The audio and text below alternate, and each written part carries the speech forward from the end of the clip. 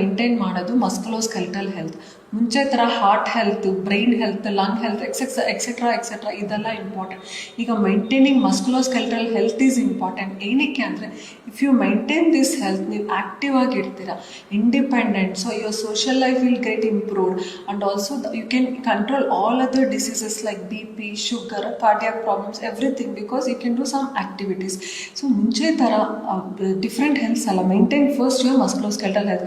Joint problems ಇರೋರು, Spain problems ಇರೋರು, ತುಂಬ ನನಗೆ ಶುಗರ್ ಇದೆ, ಹಾರ್ಟ್ ಪ್ರಾಬ್ಲಮ್ ಇದೆ, ನಾನು ವಾಕ್ ಮಾಡಲೇಬೇಕು ಅಂತ ತುಂಬ ಮಾಡಿದ್ರೆ ಏನಾಗುತ್ತೆ, ಇನ್ನೂ ಸವ್ಯೋದು ಜಾಸ್ತಿ ಆಗುತ್ತೆ. ದ ಸ್ಪೈನ್ ಡಿಸನ್ರೇಷನ್ ಇನ್ನೂ ಜಾಸ್ತಿ ಆಗುತ್ತೆ, ಮಂಡಿ ಸವ್ಯೋದು ಜಾಸ್ತಿ ಆಗುತ್ತೆ.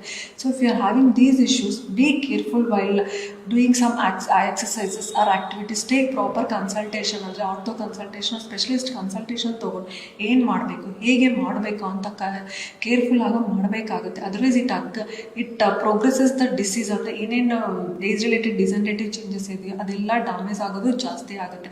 So first maintain your musculoskeletal health which controls all other issues, actually which controls like heart health, ugly, sugar, everything will be controlled if you maintain proper musculoskeletal health.